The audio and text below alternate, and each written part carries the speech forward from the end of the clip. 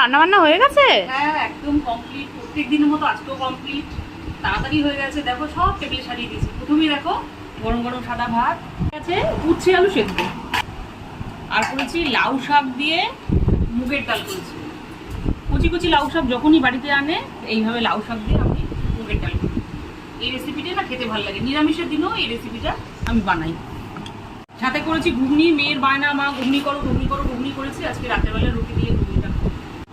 সাথে আছে আলু ফুলকপির একটা মাখা মাখা তরকারি। আর সব শেষে একদম বিগ সাইজের আজকে ভেটকি মাছ বলেছে, ভেটকি মাছটা কচু দিয়ে করবে, কচু মান কচু দিয়ে করেছি, একদম বড় সাইজের ভেটকি মাছ মান কচু দিয়ে করেছি।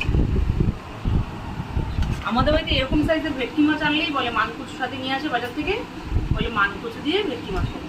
এই হলো আজকে সব দুর্দান্ত সব মেনুগুলো কেমন হলো তোমরা কিন্তু কমেন্ট করে অবশ্যই জানাবে। আজকের মতো এই পর্যন্ত, আবার দেখা হবে নতুন কোনো ভিডিওতে। ততক্ষণ